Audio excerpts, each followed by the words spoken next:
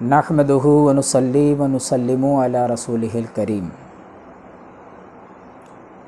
اما بعد فاعوذ باللہ من الشیطان الرجیم، بسم اللہ الرحمن الرحیم۔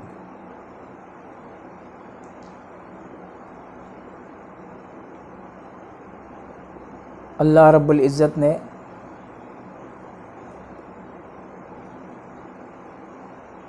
یہ کائنات میں جس مخلوق کو سب سے افضل ترین بنایا وہ حضرت انسان ہے۔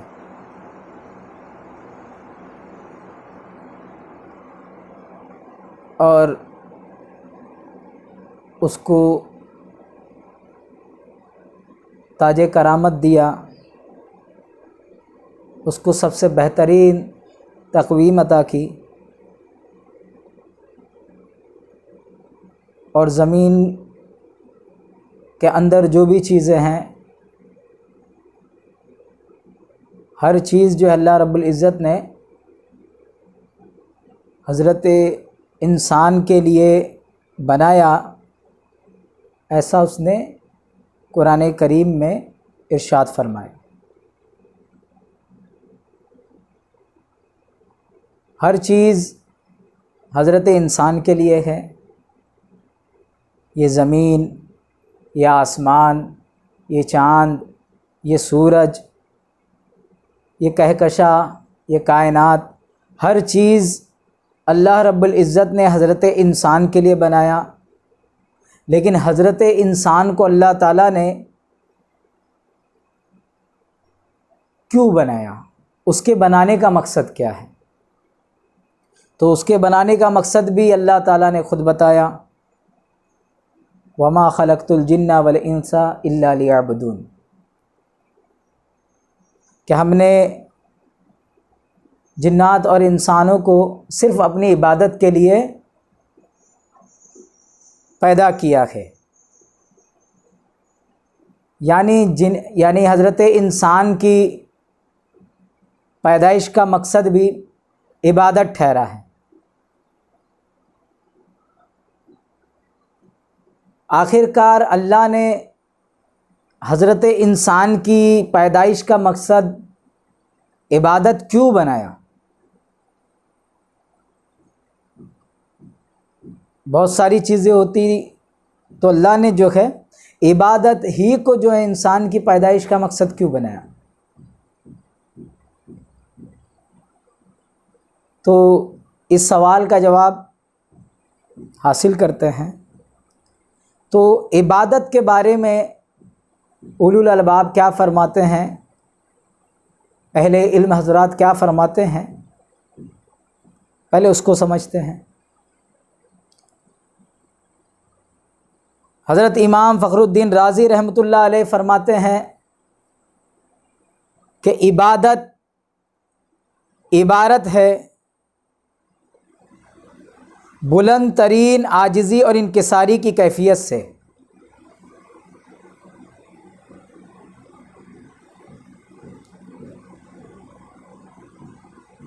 اور امام بغوی رحمۃ اللہ علیہ فرماتے ہیں کہ عبادت عاجزی اور انکساری کے ساتھ اطاعت کرنے کا نام ہے۔ تو علامہ زمخشری ارشاد فرماتے ہیں کہ عبادت عاجزی اور انکساری کی بلند ترین کیفیت کا نام ہے۔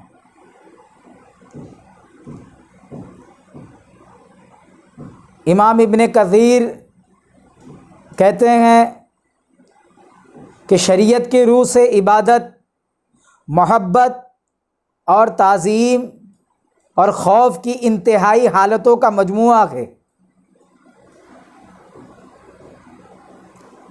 تو امام نصفی ارشاد فرماتے ہیں کہ عبادت عاجزی اور انکساری کی بلند ترین کیفیت کا نام ہے۔ تو شوکانی صاحب فرماتے ہیں کہ عبادت عاجزی اور انکساری کی بلند ترین کیفیت کا نام ہے۔ قاضی ثناء اللہ پانی پتی رحمۃ اللہ علیہ فرماتے ہیں کہ عبادت عاجزی اور انکساری کی بلند ترین کیفیت کا نام ہے۔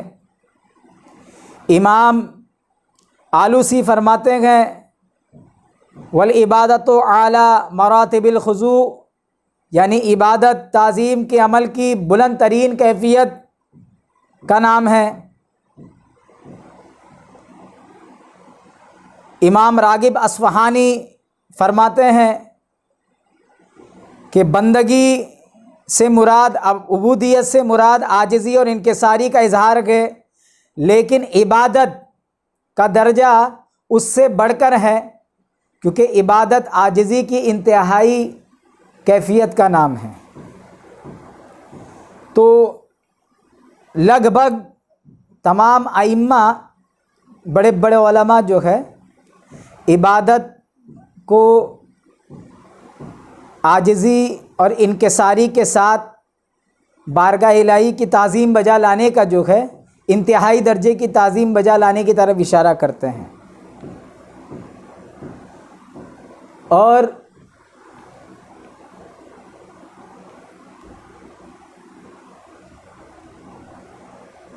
کسی کی انتہائی تعظیم اور محبت کی وجہ سے اس کے سامنے اپنی انتہائی عاجزی اور فرما برداری کا اظہار اس کو عبادت قرار دیتے ہیں۔ اب کسی کی نہایت درجہ تعظیم کے لیے دل و جان سے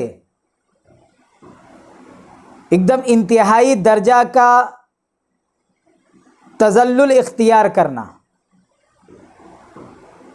انکساری اختیار کرنا، اسی کا نام عبادت ٹھہرا۔ لہٰذا جو انکساری اختیاری نہ ہو، جو خاکساری اختیاری نہ ہو، بلکہ اضطراری یعنی بلا اختیاری، بغیر اختیار کے آ جائے، وہ عبادت نہیں ہے۔ اختیاری طور پر خاکساری کرنا عبادت ہے، اور اگر وہ بلا اختیاری طور پر آ جائے تو اضطراری طور پر ہو تو وہ عبادت نہیں۔ اس طرح جو انکساری، جو خاکساری کسی کے جبر اور قہر اور زور سے ہو، وہ بھی عبادت نہ کہلائے گی، اور جس خاکساری سے تعظیم مقصود نہ ہو، وہ مذاق اور تمسخرہ کہلائے گا۔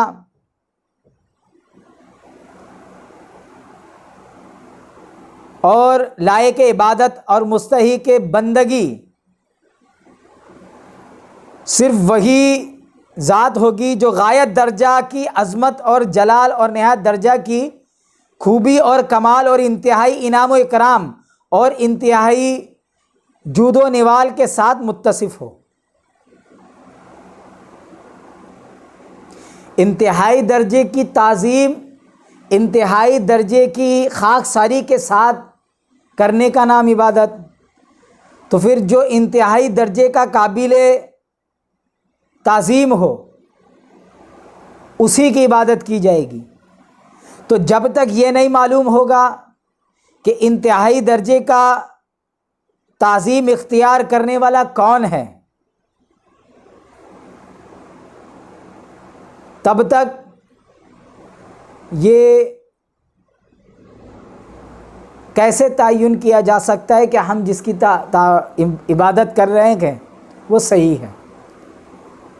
تو آپ جب تک جانیں گے نہیں کہ انتہائی درجے کی عبادت کے قابل کون ہے، اور وہ انتہائی تو وہ اس کے جاننے کے لیے جو وہ ذات ہے اس کا عرفان ہونا، اس کی معرفت ہونا ضروری ہے۔ اس کی معرفت ہونا ضروری ہے۔ جب اس کی معرفت ہوگی تبھی جا کر کے جو انتہائی درجے کے قابل تعظیم جو ذات ہے، آپ اس کی انتہائی درجے کی تعظیم کرو گے۔ اور جب انتہائی درجے کی تعظیم کرو گے، اور اس وقت جب آپ تہہ دل سے اور اخلاص کے ساتھ اپنی خاکساری کا وہاں مظاہرہ کرو گے تو وہی عبادت بنے گی۔ اور تو اس سے کیا معلوم ہوا کہ عبادت جو ہے اس کے لیے ضروری ہے کہ جس کی عبادت کی جائے اس کی جان اور پہچان ہونا، اس کی تو عبادت کے لیے ضروری ہے کہ جس کی عبادت کر رہے ہیں اس کی شانوں کو، اس کی صفتوں کو، اس کے اوصاف کو، اس کی جو ہے بلند و بالا اوصاف کو جانے پہچانے۔ اور اگر جانے پہچانے بغیر آپ کسی کی بارگاہ میں جھک رہے ہو، جیسا کہ بڑے بڑے مفسرین نے فرمایا، امام خازن فرماتے ہیں کہ عبادت بندے کی طرف سے عجز و انکساری کی بلند ترین کیفیت ہے، اور وہ رب تعالیٰ کے لیے تعظیم کے بلند ترین درجے کا نام ہے۔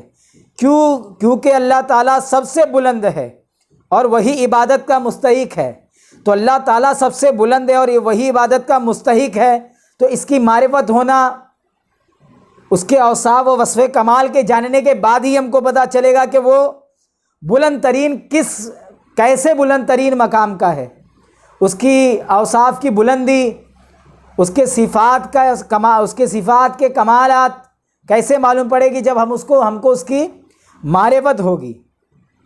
تو عبادت معرفت کا ذریعہ ہے، عبادت معرفت کا ذریعہ ہے۔ اور یہ یاد رکھو کہ اگر کسی کو یہ پیغام نہیں ملا، کسی نبی کا پیغام کسی انسان تک نہیں پہنچا، اس کو بھی باری تعالیٰ کی توحید پہ ایمان لانا ضروری ہے۔ باری تعالیٰ کی، اللہ رب العزت کی توحید پر ایمان لانا ضروری ہے کہ کم سے کم کہ اس کائنات کا کوئی بنانے والا ہے اور وہ بنانے والا ایک ہے، اتنا اس کے پاس اتنا توحید ہونا ضروری ہے، ورنہ جو ہے اس سے حساب و کتاب ہوگا اور وہ جو ہے آخرت میں رسوا ہو جائے گا۔ اس لیے امام اعظم ابو حنیفہ رحمۃ اللہ علیہ فرماتے ہیں کہ جو شخص وجود باری تعالیٰ یا توحید باری تعالیٰ کا منکر ہو وہ نجات نہیں پا سکتا، بلکہ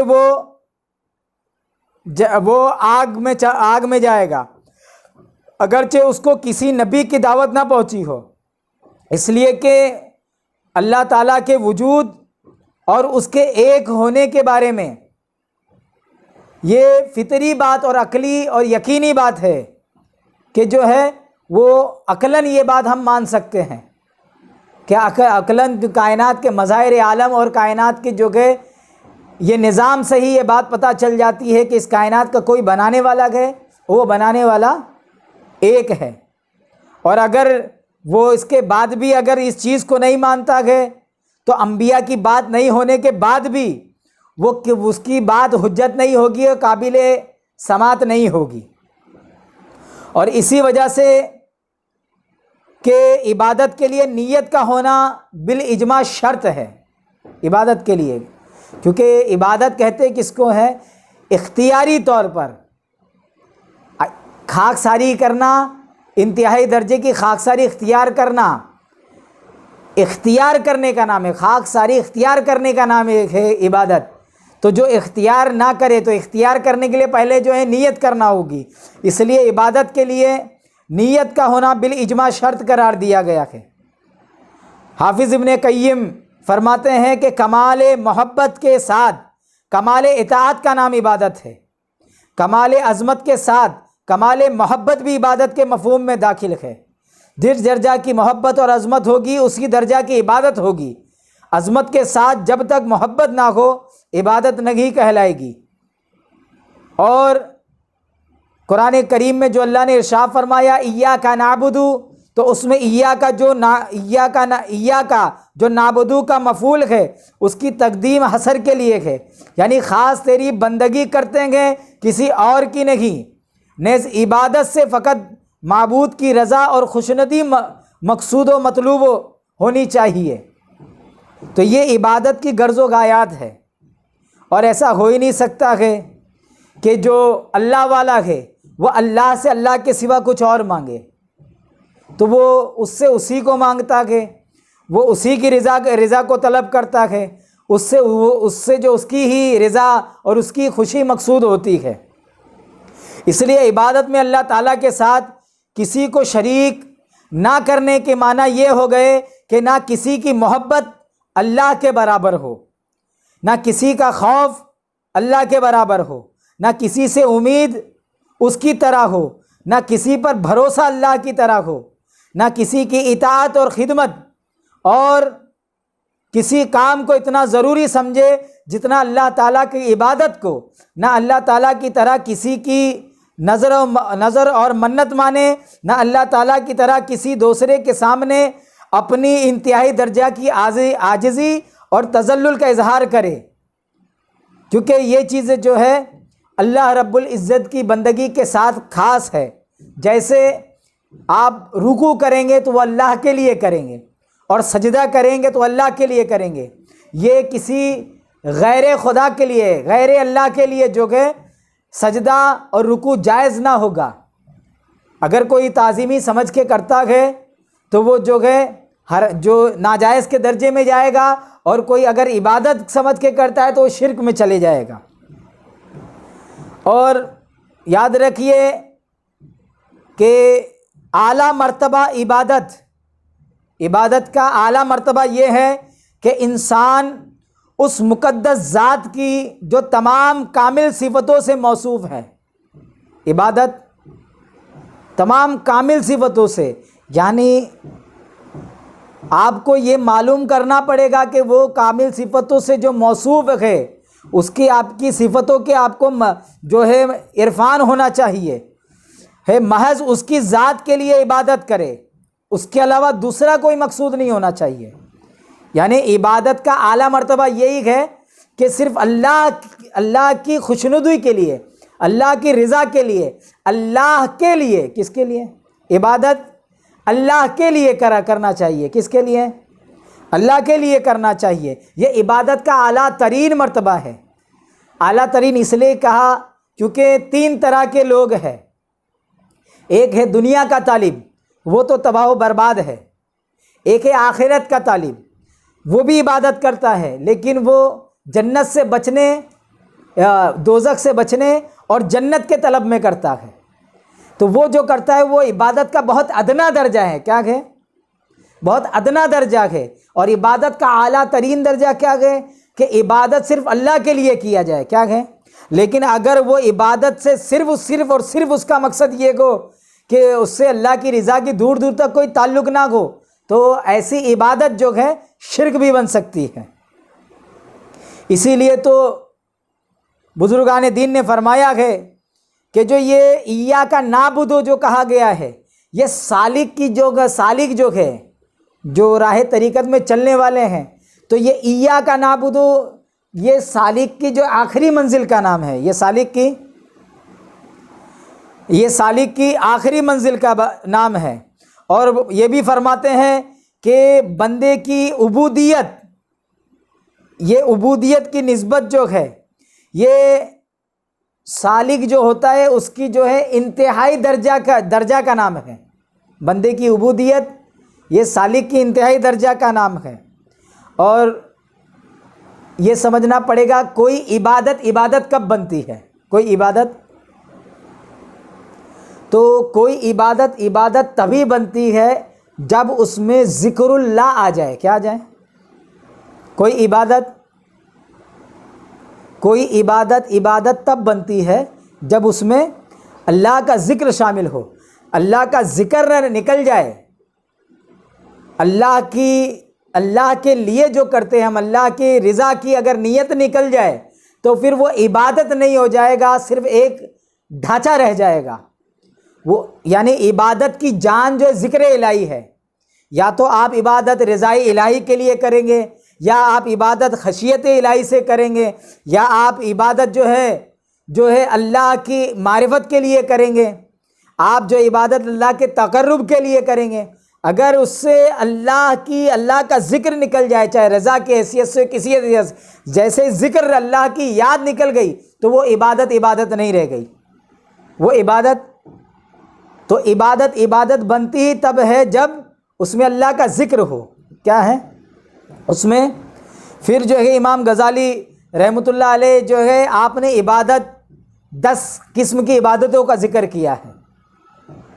وہ فرماتے ہیں نماز عبادت ہے، نماز عبادت ہے. یہاں تک حدیث شریف میں آیا کہ نماز افضل العبادت ہے. کیا ہے؟ لیکن یہ عبادت کب ہوگی؟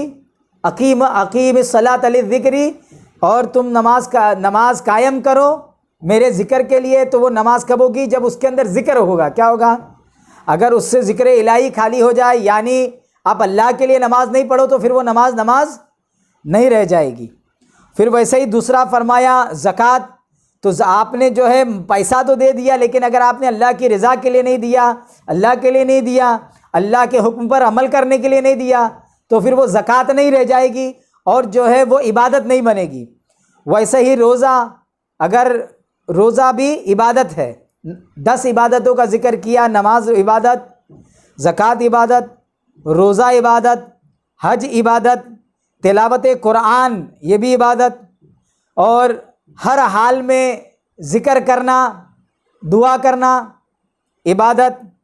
پھر ویسے ہی فرمایا حلال روزی جو ہے کمانا یہ عبادت، پڑوسیوں کے ساتھ اچھا سلوک کرنا یہ بھی عبادت، لوگوں کو نیک کاموں کا حکم کرنا اور برے کاموں سے روکنا یہ بھی عبادت، اور نبی کریم صلی اللہ علیہ وسلم کی سنتوں پر عمل کرنا یہ عبادت.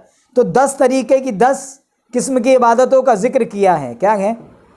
تو یہ عبادت کب عبادت بنے گی؟ جب اس میں اللہ کا ذکر ہوگا. یعنی نماز میں اللہ کا ذکر نہیں ہوا تو نماز نہیں ہے. زکوٰۃ اگر آپ نے اللہ کے لیے نہیں دی، اس کی خوشی نہیں دی، اس کے رضا کے لیے، اس کے حکم پر عمل کرنے کے لیے نہیں دیا، تو زکوٰۃ نہیں ہے. آپ نے حج کیا، روزہ رکھا، اللہ کے لیے روزہ نہیں رکھا، اس کی رضا کے لیے نہیں رکھا، تو روزہ نہیں ہے، حج نہیں ہے. آپ نے تلاوت قرآن کری، لیکن صرف آپ تلاوت قرآن لوگوں کو بتانے کے لیے کر رہے ہیں کہ لوگ مجھ کو قاری سمجھے، اللہ کی رضا کے لیے نہیں کہا، تو وہ عبادت نہیں ہے بلکہ بوال بن جائے گا. پھر کہتے ہیں کہ آپ دعا جو کرتے ہو تو دعا بھی عبادت ہے. آپ جو ایک ذکر کہا، آپ نے جو ہے امام غزالی نے جو ہے ذکر کو ایک عبادت میں شمار کیا، تو اس سے مراد یہ ہے کہ وہ ذکر کے اندر بھی اللہ کا ذکر ہونا چاہیے. یعنی کچھ چیزیں خاص ہے کہ لوگ ایک جگہ پہ جمع ہو جاتے ہیں، وہ جو زبان سے اللہ اللہ کرتے ہیں، لیکن اگر وہ ایک خاص طریقے کے جو ہے ایک محدود ایک غالب ذکر کی بات کر رہے ہیں، تو وہ اگر اس میں وہ تو خود ذکر ہے، تو اس میں ذکر موجود ہوگا. کیا ہوگا؟ پھر ویسے ہی جو ہے حلال روزی اگر کما رہا ہے اور اس کی نیت میں یہ ہے کہ میں اللہ کے حکم پر عمل کر رہا ہوں، تو وہ بھی عبادت ہے. اور اگر وہ ایسا ہی کچھ بھی کام کر رہا ہے اور اس میں اس کی کوئی نیت نہیں ہے، تو وہ عبادت نہیں. یوں ہی پڑوسیوں کے ساتھ نیک سلوک کر رہا ہے اور اس کی نیت میں کہ اللہ کی رضا کے لیے میں کر رہا ہوں، تو وہ عبادت ہے.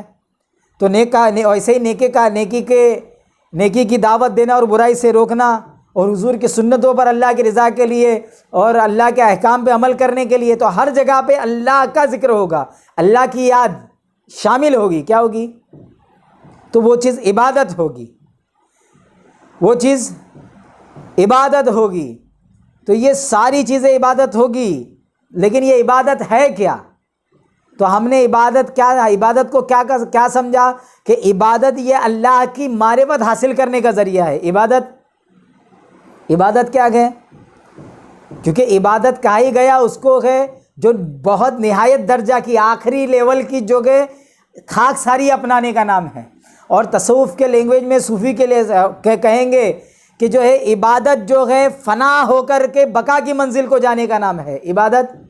تو جو آدمی فنا ہونے کے بعد جو علم حاصل کرتا ہے تو وہ علم نور ہوتا ہے اور اس سے معرفت کا علم حاصل ہوتا ہے. کیا ہوتا ہے؟ خاک ساری کا جو ہے اہل طریقت کے نزدیک خاک ساری خود کو فنا کر لینے کا نام ہے. جو ہے اہل شریعت کے نزدیک خاک ساری کا نام عاجز و انکساری اختیار کرنا ہے. لیکن جو ہے اہل طریقت کے نزدیک جو اللہ کے طالب ہے وہاں اپنے وجود کو باقی رکھنا بھی جو ہے عبادت کے درجے میں نہیں آنا ہے. وہ اپنے وجود کی بھی نفی کر کے جو اپنے رب کی کامل معرفت حاصل کرتے ہیں. کیا کرتے ہیں؟ تو عبادت، اللہ نے عبادت انسان کی زندگی کا مقصود کیوں کہا؟ اس لیے کہا کہ عبادت جو ہے یہ اللہ کی معرفت کا ذریعہ ہے، اور یوں کیوں نہ ہو، کیونکہ اللہ تعالیٰ نے پوری کائنات کو بنایا اسی لیے کہ وہ ارشاد فرماتا ہے کہ میں چھپا ہوا خزانہ تھا، میں نے چاہا کہ میں پہچانا جاؤں تو میں نے خلقت کو پیدا کیا۔ اور یہی نہیں بلکہ خود وما خلقت الجن والانس الا لیعبدون کے اندر اللہ رب العزت ارشاد فرما رہا ہے کہ ہم نے انسانوں کو جو ہے لیعبدون عبادت کے لیے پیدا کیا۔ تو صحابہ کرام کی ایک جماعت نے جو ہے اس کا ترجمہ لیعبدون کو جو ہے فرمایا کہ یہاں سے مراد لیعرفون ہے، یعنی اس کی معرفت کے لیے۔ تو اس سے بھی یہ ظاہر و باری ہے کہ عبادت جو ہے معرفت کا ذریعہ ہے، عبادت سمجھ میری بات۔ تو اس نے پوری کائنات اپنی شان کمال کے جاننے کے لیے اس کے اظہار کے لیے کیا ہے، اور اس کی شان اور کمال کو ہم جانیں گے کب؟ جب ہم اس کی معرفت ہوگی، جب، اور پھر معرفت حاصل کرنے کا جو ذریعہ ہے ان ذریعے کو کیا کہا؟ اس ذریعے کو کہا عبادت، اس ذریعے کو کہا، ہاں اس ذریعے کو، اسی لیے حضور کی اتباع کرنا، حضور کی سنت کی پیروی کرنا، کیونکہ جو نبی کے در سے آگے بڑھے گا، جو بارگاہ محمدی سے آگے بڑھے گا، وہی معرفت پا سکتا ہے۔ تو جو کہ نبی کی اتباع کرنا، کیا کرنا؟ نبی کی سنتوں پر عمل کرنا، یہ عبادت ہے، کیا ہے؟ تو آپ نبی کی ظاہری پیروی یہ بھی جو ہے معرفت کے راستے میں لائے گی، اور نبی کی باطنی پیروی یہ بھی جو ہے معرفت کی راہ میں لائے گی، سمجھ میں آیا؟ تو دونوں جب معرفت کی راہ میں لے کر آئے گی تو اس وقت جب ظاہری اور باطنی پیروی کریں گے تو کامل معرفت بنے گی۔ کیا ہے؟ ظاہر میں اطاعت کے ساتھ اور باطن میں فنا و بقا اور اخلاص کے ساتھ جب ہم عبادت کریں گے تو وہ عبادت کے ذریعے جب فنا سے بقا حاصل ہوگی تو وہی معرفت بنے گی، اور کامل ترین معرفت بنے گی، اور اللہ رب العزت کی معرفت ہی پوری کائنات کو بنانے کا سبب ہے۔ تو اللہ رب العزت ہم کو یہ سمجھنے کی توفیق دے کہ جو ہے اللہ نے ہم پر عبادت فرض ہی اس لیے کیا گیا کہ ہم اس کی معرفت حاصل کریں، کیا کریں؟ ہم اس کی شان کو جانیں، ہم اس کے بلند ترین اوصاف کو جانیں، ہم اس کے کمالات کو جانیں، اور یہ کمالات ہم صرف یوں ہی نہیں جانیں گے، کیونکہ اللہ کے نبی صلی اللہ علیہ وسلم کی جو پیروی کو ہم جانیں گے تو وہ پیروی کس طریقے سے جانیں گے؟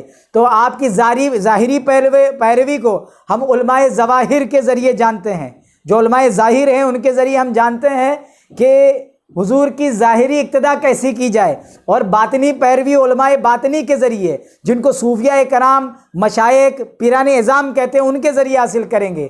تو اللہ رب العزت ہم کو اللہ کے رسول صلی اللہ علیہ وسلم کی ظاہری اور باطنی دونوں پیروی کرنے کی توفیق عطا فرمائے، اور ہمہ وقت سراپا پوری زندگی عبادت بنانے کی توفیق عطا فرمائے، کیوں یہ عبادت جو ہے معرفت کی جو ہے سیڑھی ہے۔